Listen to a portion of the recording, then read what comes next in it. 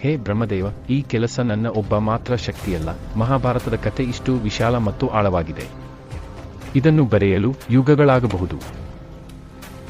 ನಾನು ಇದನ್ನು ಯಾರ ಜೊತೆ ಮಾಡುವೆ? ಯಾರು ನನಗೆ ಸಹಾಯ ಮಾಡುವರು?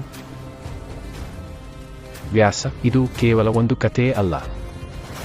ಇದು ಯುಗಗಳ ಕಾಲ ಮಾನವತೆಗೆ ಮಾರ್ಗದರ್ಶಿಯಾಗಿರುತ್ತದೆ. ಈ ಕೆಲಸಕ್ಕಾಗಿ ನಿಮಗೆ ಒಂದು ದೈವ ಸಹಾಯಕರ ಅಗತ್ಯವಿದೆ. ಆದರೆ ದೇವನರೊಳಗೆ ಯಾರು ಈ ಕೆಲಸದಲ್ಲಿ ನನ್ನ ಜೊತೆಯಾಗುತ್ತಾರೆ? ನನ್ನ ಶಕ್ತಿಯನ್ನು ಅರ್ಥಮಾಡಿಕೊಳ್ಳುವಂತೆ ಸಾಕಷ್ಟು ಸಮರ್ಥರಾಗಿರುತ್ತಾರೆ ಮತ್ತು ಈ ಮಹಾಕಾವ್ಯವನ್ನು ಸೃಜಿಸಬಹುದು.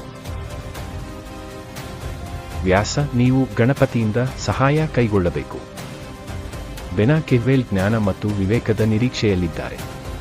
ಬದಲಿಗೆ ಅವರ ಧೈರ್ಯ ಮತ್ತು ಬುದ್ಧಿಮತ್ತೆ ಈ ಕಾರ್ಯವನ್ನು ಪೂರ್ಣಗೊಳಿಸುವಲ್ಲಿ ನಿಮಗೆ ಅಮೂಲ್ಯವಾಗಿರಲಿದೆ. ಗಣೇಶ: ಅವರು ಈ ಕಾರ್ಯದಲ್ಲಿ ನನ್ನ ನೆರವಾಗಲಾರವರ? ನಾನು ಎಲ್ಲಿ ಹೋಗಬೇಕು? ನಾನು ಯಾರು? ಗಣಪತಿ: ಕರುಣೆಯ ಸಾಗರ. ಅವರು ನಿಮ್ಮ ಬೆಳಕು ಮತ್ತು ಸಂಕಲ್ಪವಲ್ಲ. ಅವರ ಶರಣದಲ್ಲಿ ಹೋಗಿ ಮತ್ತು ನಿಮ್ಮ ವಿನಮ್ರತೆ ಇರಿಸಿ. ಅವರಿಗೆ ಈ ಕಾರ್ಯಕ್ಕಾಗಿ ಮನವಿರಿಸಿ.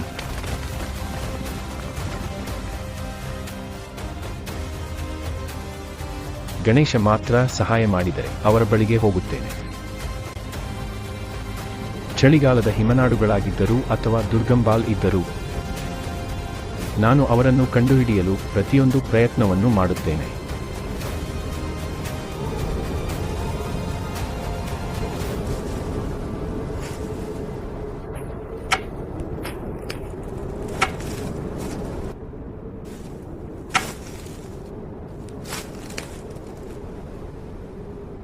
ಬನ್ನಿ ವ್ಯಾಸ್, ನಾನು ನಿಮ್ಮನ್ನು ಎದುರು ನೋಡುತ್ತಿದ್ದೆ.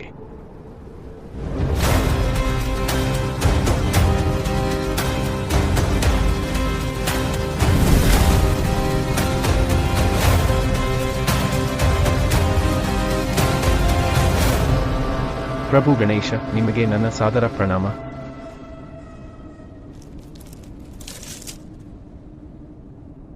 ನನಗೆ ಮಹಾಭಾರತದಂತಹ ಮಹಾನ್ ಗ್ರಂಥವನ್ನು ಬರೆಯುವ ಕಾರ್ಯವನ್ನು ನಿಭಾಯಿಸಲು ಬಂದಿರುವೆ. ಆದರೆ ಇದು ಒಬ್ಬನೇ ನನ್ನ ಹೊತ್ತಿಗೆಲ್ಲವಲ್ಲ. ನಾನು ನಿಮ್ಮ ಸಹಾಯಕ್ಕಾಗಿ ಬಂದಿದ್ದೇನೆ. ವ್ಯಾಸ: ನಿನ್ನ ಭಕ್ತಿಯೂ ಜ್ಞಾನವೂ ಸ್ವರ್ಗವನ್ನು ಪ್ರಭಾವಿತಗೊಳಿಸಿವೆ. ನಿನ್ನ ಸಹಾಯ ಮಾಡುತ್ತೇನೆ, ಆದರೆ ನನಗೆ ಒಂದು ಷರತ್ತು ಇದೆ. ದಯವಿಟ್ಟು ಹೇಳಿ ಪ್ರಭು, ನಿಮ್ಮ ಷರತ್ತು ಏನು? ನಾನು ಬಿಡದೆ ಬರೆಯುತ್ತೇನೆ, ಆದರೆ ನಿನಗೆ ಜಿಜೆಗ್ ಇಲ್ಲದೆ ಮತ್ತು ಬಿಡದೆ ಕತೆ ಹೇಳಬೇಕಾಗುತ್ತದೆ. ನಿನಗೆ ತಡೆಯು ಬಂದರೆ ನಾನು ಬರೆಯುವುದನ್ನು ನಿಲ್ಲಿಸುತ್ತೇನೆ. ಇದು ಸರಿ ಪ್ರಭು, ಆದರೆ ನನ್ನಿಗೂ ಒಂದು ವಿನಂತಿ ಇದೆ. ಈ ಕತೆ ಕೇವಲ ಪ್ರಸ್ತುತಕ್ಕೆ ಮಾತ್ರವಲ್ಲ, ಮುಂದಿನ ಯುಗಗಳಿಗೂ ಆಗಿದೆ. ಇದರ ಆಳವತ್ತು ಮತ್ತು ಅರ್ಥವು ಯಾವಾಗಲೂ ಕಳೆದುಕೊಳ್ಳಬಾರದು. ಆದ್ದರಿಂದ ಕೆಲವು ಶ್ಲೋಕಗಳನ್ನು ಸಂಕೀರ್ಣ ಮಾಡಿದ್ದೇನೆ.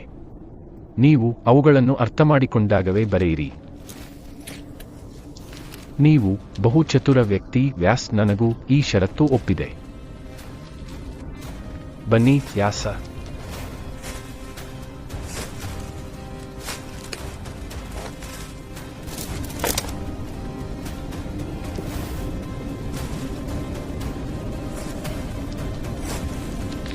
ಮಾಡೋಣ.